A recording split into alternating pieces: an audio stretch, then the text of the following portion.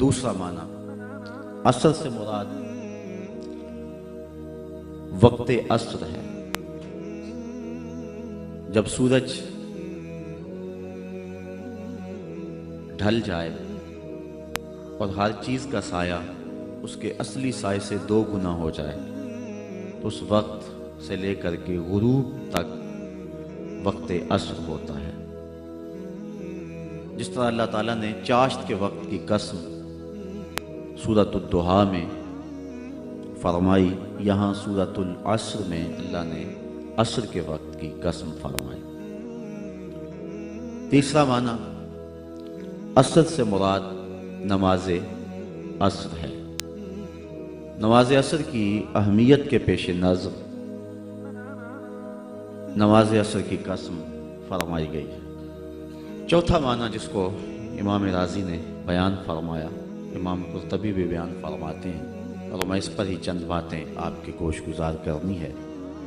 عصر سے مراد وہ کہتے ہیں زمانہ خاص ہے، اور اس سے مراد زمانہ رسالت مآب صلی اللہ علیہ وآلہ وسلم ہے۔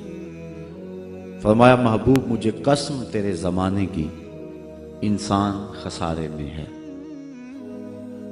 اس کی دلیل امام رازی ارشاد کرتے ہوئے فرماتے ہیں کہ جس طرح سورۃ البلد میں اللہ تعالیٰ نے اپنے محبوب کے مکان کی قسم فرمائی، تو سورۃ العصر میں محبوب کے زمان کی قسم فرمائی، تو ارشاد فرمایا محبوب مجھے تیرے مکان کی بھی قسم، مجھے تیرے زمان کی بھی قسم۔ سورۃ البلد میں ارشاد فرمایا محبوب مجھے اس شہر کی قسم۔ یہ سورت بالاتفاق سورت مکی ہے، اس پر کوئی مفسرین کی دوسری رائے موجود نہیں ہے، تو پھر حاذا کا اشارہ قریب کے لیے ہے، تو اس شہر سے مراد شہر مکہ ہے۔ تو مکہ کی قسم کیوں فرمائی گئی؟ شہر مکہ عزتوں کا ظرف ہے، اس میں اللہ کا گھر کعبۃ اللہ ہے، مقام ابراہیم ہے، چاہے زمزم ہے، صفا اور مروہ اللہ کی نشانیاں ہیں۔ یہ وہ بابرکت شہر ہے جس کے چپے چپے پہ برکتیں پھیلی ہوئی ہیں۔ خیال اس سمت جاتا ہے کہ شاید اس شہر کی قسم اس لیے فرمائی گئی ہو کہ یہاں اللہ کا گھر کعبہ ہے، چاہے زمزم ہے، دیگر عزتوں کی جگہیں ہیں، لیکن اگر بات کو یوں ہی تشنا چھوڑ دیا جاتا تو شاید جو ہمارے دل میں ہے کوئی زبان پہ نہ لانے دیتا، اور اگر ہم زبان پہ لاتے تو عقیدتوں کا شاخسانہ قرار دیا جاتا۔ لیکن اللہ تعالیٰ نے آگے خود ہی وضاحت فرما دی کہ اے لوگو میں شہر مکہ کی قسم کیوں فرما رہا ہوں؟ عزتوں کی جگہیں اپنی جگہ پہ، لیکن اس شہر کی قسم اس لیے فرما رہا ہوں وَأَنْتَ حِلٌّ بِهَذَا الْبَلَدِ، محبوب اس شہر کی گلیوں میں تو چلتا رہا ہے، اس شہر کی ہواؤں نے تیری سانسوں کو چوما ہوا ہے، اس لیے میں اس شہر کی قسم فرما رہا ہوں۔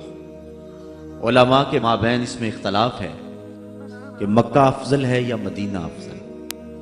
بعض نے کہا مکہ افضل، دلائل دیے، بعض نے کہا مدینہ افضل، اس پہ دلائل دیے۔ لیکن ایک شخص کی بات مجھے بڑی پسند آئی۔ ایک محقق کہتا ہے کہ جب حضور مکے میں تھے تو مکہ افضل تھا، جب مدینے میں آ گئے تو مدینہ افضل ہو گیا۔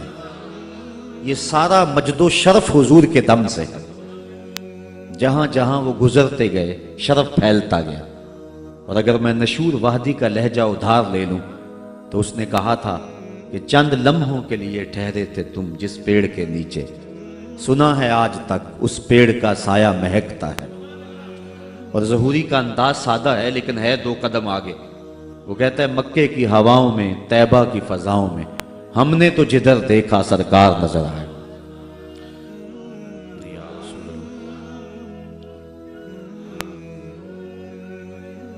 تو جہاں جہاں سے وہ گزرتے گئے وہاں شرف پیدا ہوتا گیا۔ وہ کہتا ہے جب حضور مکے میں تھے تو مکہ افضل تھا، اور جب مدینے میں آ گئے تو مدینہ افضل ہو گیا۔ تو اللہ تعالیٰ نے اس آیت کریمہ کے اندر اپنے محبوب کے شہر مکہ کی قسم فرمائی اور اس کی وجہ بھی ارشاد کی کہ محبوب مکے میں تم رہتے ہو، تمہارا گھر ہے، تمہارے بسیرے ہیں، اس لیے مجھے شہر کی قسم۔ تو امام رازی فرماتے ہیں جس طرح سورۃ البلد میں اللہ نے اپنے محبوب کے مکان کی قسم فرمائی، یہاں سورۃ العصر میں اللہ نے اپنے محبوب کے زمان کی قسم فرمائی، محبوب مجھے تیرے مکان کی بھی قسم، مجھے تیرے زمان کی بھی قسم۔ والعصر، اس سے مراد ہے محبوب کا زمانہ، قسم ہے محبوب کے زمانے کی، جو کہ مجد و شرف محبوب کے زمانے میں ہے۔ بغداد میں ایک شخص روٹیاں بیچتا تھا، جو تازی روٹی وہ 1 روپے کی، جو باسی روٹی وہ 2 روپے کی۔ کسی نے اس کو روک کر کے پوچھا کہ کیا ماجرا ہے، باسی روٹی تو 8 آنے کی ہونی چاہیے اور تم اس کو 2 روپے کی بیچ رہے ہو؟ اس نے کہا کوئی لیتا ہے یا نہیں، میرا ریٹ یہی ہے۔ کہا بتا تو صحیح کہ باسی روٹی قیمتی زیادہ کیسے ہے؟ تو اس نے کہا کہ یہ جو باسی روٹی ہے اس کو تازہ روٹی کی نسبت 1 دن حضور کے زمانے سے قربت زیادہ ہے، حضور کی قربت کی وجہ سے اس کا وزن ہے اور اس کی قیمت ہے۔ تو کائنات میں جس کو بھی عزت ملی اور جس کے پاس بھی کوئی شرف ہے وہ حضور کے دم سے ہے۔ ہم نے قطرہ دیکھا نہ کبھی دریا پہ غور کیا، بس جہاں تیری جھلک نظر آئی وہیں ڈوب گئے۔ تو اس نسبت کے دم سے بہار ہے اور کائنات کا سارا حسن حضور کے قدموں میں ہے۔ تو کہا محبوب مجھے قسم تیرے زمانے کی، انسان خسارے میں ہے۔ اب انسان تو خسارہ ماننے کو تیار نہیں ہے، وہ کہتا میں تو خسارے میں نہیں ہوں، میں تو ہواؤں کے دوش پہ اڑتا ہوں، میں تو کائنات کو نخچیر بنایا ہوا ہے، زمانہ میرا باج گزار ہے، ستاروں پہ کمندے میں ڈال چکا ہوں، میں اپنی زندگی کو آسائشوں سے بھر لیا ہوا ہے، کہاں وہ گھاس پھوس کے جھونپڑے اور کہاں عالی نصب کوٹھیاں، کہاں کھانے کے لیے نان شبینہ بھی میسر نہیں تھا اور کہاں اتنے کھانے کہ انتخاب مشکل ہو جاتا ہے، کہاں پیوند لگے ہوئے کپڑے اور کہاں اتنے لباس ہیں کہ بدلنے کی باری نہیں آتی ہے۔ تو میں تو خسارے میں نہیں ہوں، میں تو ہواؤں کے دوش پہ اڑتا ہوں، میں تو سمندر کی تہوں میں اتر جاتا ہوں، میں تو پوری دنیا کو گلوبل ولیج بنا لیا ہوا ہے، میں تو کائنات کا سارا حسن کشید کر لیا ہے، میں تو خسارے میں نہیں ہوں۔ اللہ کہتا ہے محبوب مجھے قسم تیرے زمانے کی، یہ خسارے میں ہے، یہ خسارہ ماننے کو تیار نہیں، اور اللہ کہتا ہے محبوب مجھے تیرے زمانے کی قسم یہ خسارے میں ہے۔ تو امام رازی فرماتے ہیں، آپ فرماتے ہیں جو خسارہ ہے یہ انسانیت کا ہے۔ اگر یہ ہواؤں کے دوش پہ اڑتا ہے تو یہ انسان کا کمال نہیں ہے، یہ تو چڑیا بھی اڑتی ہے، یہ تو مکھی بھی اڑتی ہے، اگر یہ پانی میں تیرتا ہے تو یہ تو مچھلی بھی تیرتی ہے، اگر اس نے آسائشیں اور سہولتیں اپنے لیے تلاش کر لی ہیں تو وہ تو دوسری مخلوقات کو بھی حاصل ہے۔ تو انسان کا خسارہ ہے، انسان کا یہ جو عروج جس کی یہ کہانی سنا رہے یہ حیوانیت کا عروج ہے، اس کی انسانیت کہاں گئی؟ ہواؤں کے دوش پہ تو اڑتا ہے لیکن من کی دنیا سے تو ناآشنا ہے، یہ ستاروں پہ کمندے تو ڈال رہا ہے، ہمسائے کی تو خبر نہیں سے کو، یہ دنیا کے اوپر بڑا باخبر شخص ہے لیکن اس سے جو ہے وہ اپنے من کی خبر بھی نہیں ہے۔ ہمارا نرم رو قاصد پیام زندگی لایا، خبر دیتی تھی جن کو بجلیاں وہ بے خبر نکلے، یہ تو من سے ناآشنا ہے، کہاں گئی اس کی انسانیت؟ یہ ہواؤں میں اڑتا ہے، اگر چاند کی چھاتی پہ قدم رکھ چکا ہے وہاں سے خاک لا کے دکھاتا پھرتا ہے کہ یہ میں نے جو چاند سے خاک جو ہے وہ اکٹھی کی تھی اور یہ دیکھو میں تمہارے سامنے رکھ رہا ہوں۔ تو زمین پہ پہلے تھوڑا بوجھ تھا کہ اور خاک لے آیا، انسانیت کو اس کا کیا فائدہ ہوا؟ یہ انسانیت کا عروج نہیں ہے، انسان تو خسارے میں ہے، انسانیت تو ڈوب رہی ہے۔ گھر کی آگ بجھی تو کچھ سامان بچا تھا جلنے سے، سو وہ بھی ان کے ہاتھ لگا جو آگ بجھانے آئے تھے۔ اس کی انسانیت کہاں گئی؟ یہ بھائی ہو کے بھائی کا گلا نہیں کاٹ رہا، کہاں گئی اس کی انسانیت؟ کہا محبوب مجھے قسم ہے تیرے زمانے کی، یہ خسارے میں ہے۔ اور قسم محبوب کے زمانے کی اس لیے فرمائی کہ محبوب کے زمانے میں انسان عروج پہ تھا، انسان نقطہ کمال پہ تھا۔ اس دور کا انسان دیکھنا ہو تو ابو بکر و عمر کو دیکھو۔ تو کہا محبوب مجھے قسم تیرے زمانے کی، یہ انسان خسارے میں، اگرچہ یہ ہواؤں کے دوش پہ اڑتا ہے لیکن اس کی انسانیت لٹ چکی ہے۔ اور اگر اس نے انسان دیکھنا ہے تو محبوب آئے تیرے دور میں، یہ تو بھائی بھائی کا گلا کاٹ رہا ہے، خون سفید ہو گیا، ایکسیڈنٹ میں جو بچ جاتے ہیں وہ مرنے والوں کی گھڑیاں اتارتے ہیں، اس کی تو حالت انسانی جو ہے وہ برباد ہو چکی ہے۔ لیکن حسن دیکھنا ہے انسانیت کا تو آئیں تیرے دور میں، جب ایک شخص زخموں سے چور تڑپ رہا ہے اور کہتا ہے العطش، ہائے مجھے پیاس لگی، ایک بندہ کہیں سے پانی کا پیالہ لیے اس کی پیاس بجھانے کے لیے آگے بڑھتا ہے اور اس کو پانی دیتا ہے اور وہ بھی ہونٹوں تک لے آتا ہے کہ دوسری طرف سے آواز آتی ہے العطش، تو یہ پیالہ اسی وقت پیچھے کر دیتا ہے اور کہتا ہے میرے بھائی کو شاید زیادہ پیاس لگی ہے، پہلے اسے دے دو، مجھے بعد میں دینا۔